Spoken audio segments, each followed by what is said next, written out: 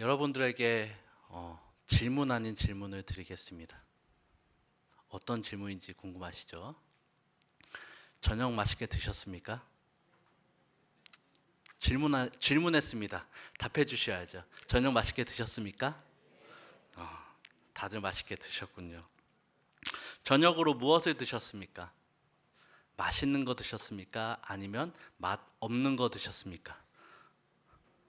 질문이 좀 이상하죠. 맛있는 건 먹겠지만 맛 없는 거를 저녁으로 먹을 리는 없는데 말이죠. 그렇죠? 그래서 질문을 바꿔서 다시 한번 물어보겠습니다. 몸에 좋은 음식을 드셨습니까? 아니면 몸에 좋은 음식은 빼고 드셨습니까? 어떤 거 드셨습니까?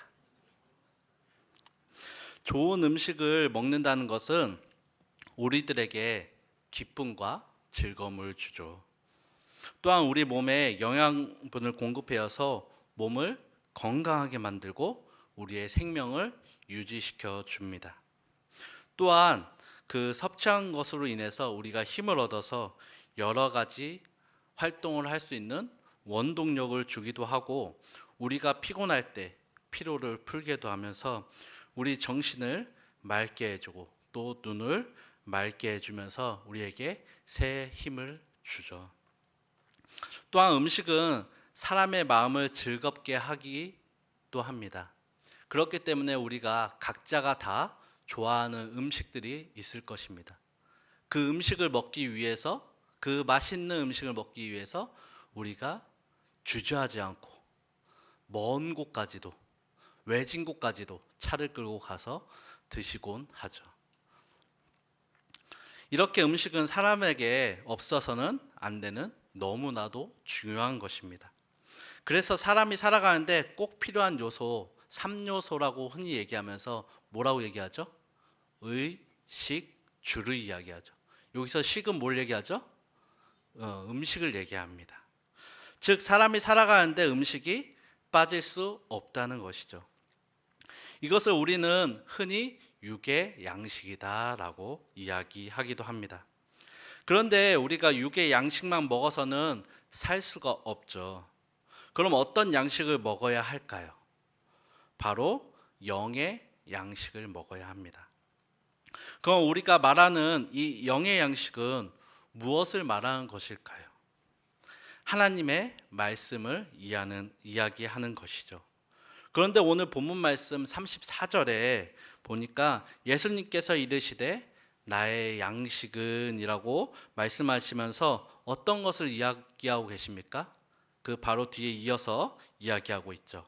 나를 보내신 이의 뜻을 행하며 그의 일을 온전히 이루는 이것이니라 라고 말씀하고 있죠. 이게 무슨 말씀이십니까? 무슨 말씀을 하기 위해서 이런 말씀을 하고 계실까요? 이것을 알기 위해서는 우리가 그 앞쪽에 있는 4장 1절부터 쭉 살펴봐야지 이 말씀을 이해할 수가 있습니다. 그래서 4장 1절부터 읽어보면 시간이 많이 가겠죠. 그렇기 때문에 간단히 제가 이야기해 드리도록 하겠습니다. 예수님과 제자들은 긴 여행 중에 피곤하였죠. 그래서 사마리아 지방 수가라는 동네에 들어갔습니다. 예수님은 피곤하셔서 우물가에서 쉬셨고 제자들은 먹을 음식을 구하러 동네 안으로 들어갔습니다. 그때에 한 여인이 우물가에 물을 길러 나왔습니다. 우리 목사님께서도 항상 말씀하시지만 이스라엘은 어떤 지역이죠? 더운 지역입니다. 우리나라처럼 추운 계절이 있고 더운 계절이 있는 것이 아니라 엄청 더운 계절과 덜 더운 계절, 즉 계속 덥다는 것이죠. 그런 더운 계절이 이스라엘입니다. 그래서 보통 더운 지역이기 때문에 일반 사람들은 저녁 나절에나 물을 길러 나오고 활동을 하는데, 이 여인은 과거나 현재의 삶이 부끄러운 것이 너무나도 많아서 다른 사람을 만나고 싶지 않았기에 사람들이 다니지 않는 뜨거운 대낮에 물을 길러 나왔던 것이죠. 그러다가 예수님을 만납니다. 예수님께서는 이 여인에게 복음을 전하였습니다. 그 후에 제자들이 돌아와서 구한 음식을 예수님께 드렸죠. 그랬더니 그때 예수님께서 뭐라고 하십니까? 오늘 본문 말씀 보니까 예수께서 이르시되 나의 양식은 나를 보내신 이의 뜻을 행하며 그의 일을 온전히 이루는 것이니라 라고 말씀하고 있다는 것입니다. 제자들이 음식을 구해서 예수님께 드렸는데 예수님께서 말씀하시기를 내가 먹을 음식이 따로 있었다라고 말씀하고 있다는 것이죠. 즉 예수님의 삶을 건강하게 만들고 예수님의 삶에 힘을 주고 즐거움을 주는 그 양식은 하나님께로부터 받은 사명을 수행하는 것이라는 겁니다. 비록 육신의 음식을 잡수신 것은 아니지만 그러나 한 영혼을 구원함으로 인해서 예수님께서 음식을 잡수신 것 그 이상으로 건강해지고 피곤을 풀고 마음이 즐거움을 얻고 힘이 솟아나게 되었다는 것이죠. 이 말씀을 들으면서 우리는 한번 생각해 봤으면 좋겠습니다. 나의 양식은 무엇인지 우리가 한번 생각해 봤으면 합니다. 여러분들의 양식은 무엇입니까? 육적으로 앞서 말한 음식들, 이게 육적으로는 앞서 이야기했던 육식들이겠지만 영적으로는 어떤 음식을 드시고 계십니까? 혹 욕심, 또 쾌락, 명예, 물질, 이와 같은 이 땅에서 썩어 없어지는 한순간의 즐김으로 끝나는 그런 영의 양식을 드시고 계십니까? 그렇다고 한다면 우리의 영은 영양실조로 다 죽어가고 있거나 또는 죽어 있을 것입니다. 나의 영이 살기 위해서는 예수님처럼 하나님의 뜻을 행하며 그의 일을 온전히 이루도록 최선을 다해서 노력했을 때 우리의 영이 살아남을 믿으시기 바랍니다. 그러면서 예수님께서 제자들에게 영혼 구원의 시급성에 대해서 비유를 들어 말씀을 이어가고 계십니다. 예수님께서 전도받은 그 여인은 사마리아 동네로 들어가서 집집마다 다니면서 복음을 전합니다. 여기서 우리가 좀 의아해하면서 또 놀라운 것을 발견할 수가 있습니다. 분명 조금 전까지만 해도 예수님께서 전도받은 그 여인은 자신의 과거나 현재 생활이 너무나도 부끄러워서 사람 접촉을 꺼려서 사람들이 돌아다니지 않는 뜨거운 대낮에 물을 길러온 그 여인이었죠. 그런데 그 여인이 동네에 들어가서 사람들을 만나고 집을 두들기면서 그들에게 복음을 전했다는 겁니다. 도대체 여인에게 무슨 일이 있었길래 이런 놀라운 변화가 일어났던 것일까요? 그것은 바로 영혼 구원을 받았기 때문입니다. 그녀는 영혼 구원을 받고 난 후에 너무나도 기쁜 나머지 자신이 가진 이 복음을 혼자 간직하기에 너무나도 벅차서 동네에 들어가서 사람들에게 자신이 변화된 것을 간증하면서 전도한 것이죠. 즉 변화받은 한 여인이 동네에 들어가서 집집마다 복음을 전할 때에 그 동네 전체가 변화되는 역사가 일어났다는 것입니다. 이 모습이 35절 하반절에 말씀하고 있는 휘어져 추수하게 된 밭과 같이 된 것이라는 것이죠. 사랑하는 성도 여러분, 다들 한 번씩은 농사를 지어 보셨죠. 판매하는 정도의 농사가 아니었어도 내 집 앞에 또는 작은 텃밭에 내가 먹을 만한 그런 조그만한 그 곡식이라도 지어 봤을 것입니다. 농사를 지어 보니까 우리 아실 것입니다. 추수한 것도 적절할 때가 있고 제한된 기간 동안 내에 해야 하는 것들이 많다는 것을요. 마치 이와 같이 영혼 구원도 적절할 때가 있다는 것입니다. 이 적절한 시기를 놓치면 추수하게 되는 것이 아니라 추수할 수 없게 될지도 모른다는 것이죠. 이 적절한 시기를 놓치면 영혼 구원할 기회를 놓치게 될지도 모른다는 것입니다. 그렇게 추수할 시기가 되었을 때에 시급하게 집중해서 힘을 쏟아야지만 우리가 추수할 수 있게 되는 것이죠. 그런데 우리가 영혼 구원에 추수할 때가 언제인지 알까요? 우리는 아무도 모릅니다. 오직 하나님 한 분만이 그것을 알고 계시죠. 그렇게 우리는 언제든지 추수할 준비를 해야 하며 늘 추수하는 마음을 기대하는 마음으로 준비를 해야 된다는 것입니다. 그렇다면 추수하기 위해서 우리가 무엇을 해야 할까요? 두 가지로 해서 한번 살펴보겠습니다. 첫 번째로는 추수하기 위해서 우리가 먼저 씨앗을 뿌려야 되겠죠. 씨앗을 잘 심고 뿌리기 위해서는 어떻게 해야 할까요? 우선 씨앗을 뿌릴 곳을 가야 되겠죠. 그곳에 가야지 우리가 씨앗을 뿌릴 수 있겠죠. 그리고 땅을 파고 그곳에 씨앗을 뿌리고 흙으로 잘 덮어주고 물을 줘야지 그 식물이 잘 자라나겠죠. 마찬가지로 우리가 하나님 말씀, 즉 복음의 씨앗을 뿌리기 위해서는 심는 곳으로 가야 한다는 것입니다. 그곳에 가야지 이 씨를 뿌리든지 말든지 할 것이니까요. 그곳에 가서 우리가 씨앗을 뿌려야 되는데 그 다음에는 그곳에 가서 우리가 무엇을 해야 될까요? 좀 전에 얘기했듯이 땅을 파야 되겠죠. 땅을 파는 것은 비유로 지금 이야기하고 있으니까 땅을 파는 것은 언어를 배우는 것과 같다는 것입니다. 왜냐하면 말이 통해야지 하나님의 말씀, 즉 복음을 전할 수가 있겠죠. 미국 사람이나 아프리카 사람에게 우리나라 말로 복음을 전하면 그들이 알아들을까요? 전혀 알아들을 수 없겠죠. 우리도 마찬가지죠. 외국 사람이 우리에게 그 나라 말로 복음을 전한다면, 만약에 이곳에 와서 설교한다면 알아들을 수가 없겠죠.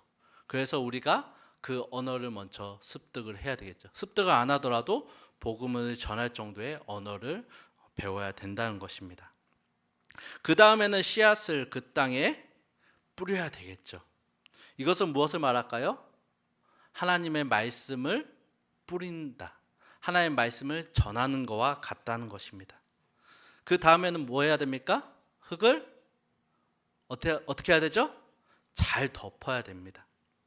잘 덮지 않고 그냥 씨를 뿌리고 그 상태로 놔둔다면 지나가는 새가 날아와서 쪼아먹거나 또는 강한 바람이 불러서 날아가 버리겠죠. 이것은 말씀을 가르치는 것과 같다는 것이죠. 그 다음에는 물을 줘야 되겠죠. 그래야지 그 씨앗이 잘 자라날 수 있을 테니까 말이죠.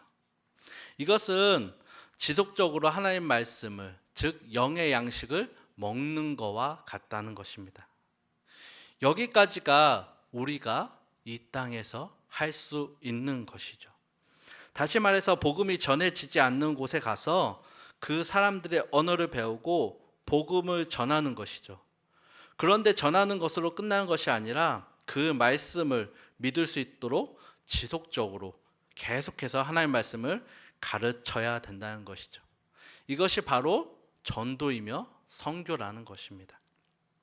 그렇다면 이렇게 잘 뿌리고 잘 심으면 알아서 잘 자라날까요?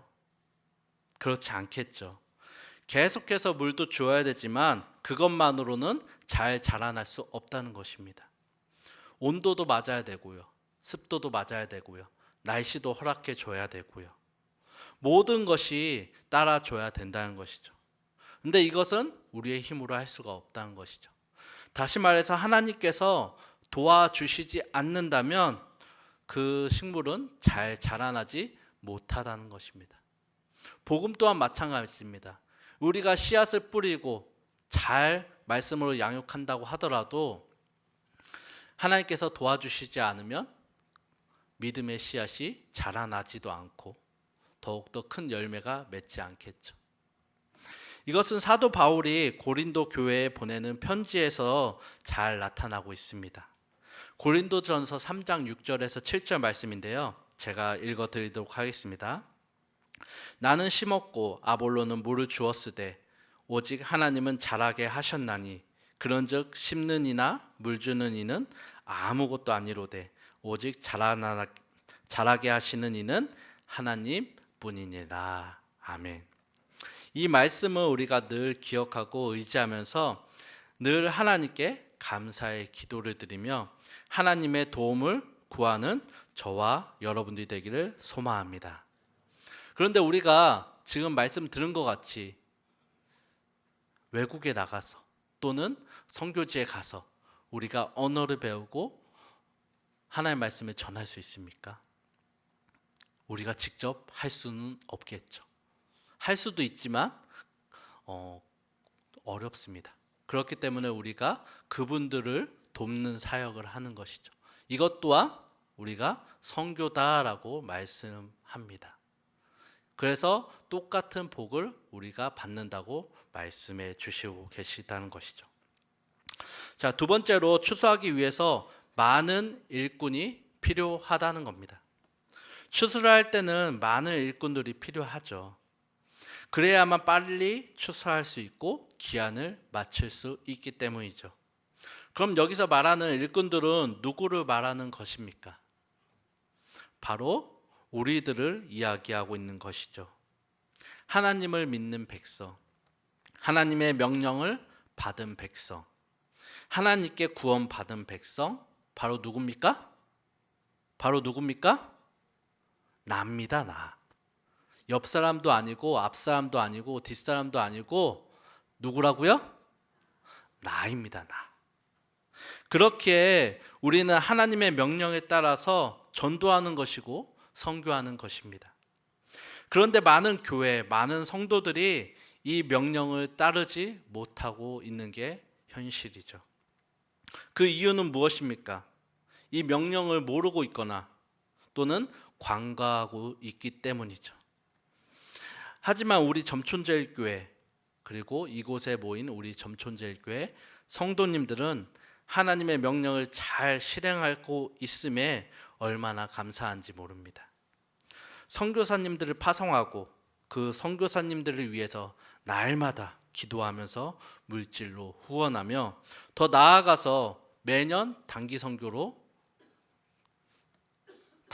통해서 하나님의 명령을 실천하고 있기 때문이죠. 보통 이 단기 선교를 실천한다고 마음 먹더라도 실행하기가 어렵습니다. 그렇기 때문에 준비하는 도중에 포기하는 곳도 있죠. 설령 준비를 잘해서 시작을 한다 한들 몇 년 가지 못합니다. 근데 우리 점촌제일교회는 지금 3년 했습니까? 5년 했습니까? 10년 했습니까? 얼마나 했죠? 2004년도에 1차 선교로 시작해서 내년도에 2019년도에 몇 차 선교죠? 16차 단기 선교를 나가고 있습니다. 이 얼마나 위대한 일이고 하나님께 복받는 일입니까? 그렇게 우리 교회는 하나님께서 반드시 축복받을 것이며 하나님께 칭찬받는 교회와 우리 성도님들이 된 것을 여러분들 축하드리고 싶습니다. 그렇기 때문에 우리는 하나님께 축복을 받고 또 그 축복으로 인해서 더욱더 선교에 힘써야 된다는 것이죠. 이어서 36절과 38절 말씀을 보겠습니다. 우리 36절에서 38절 말씀 읽어주시겠습니까? 자, 시작하겠습니다. 시작.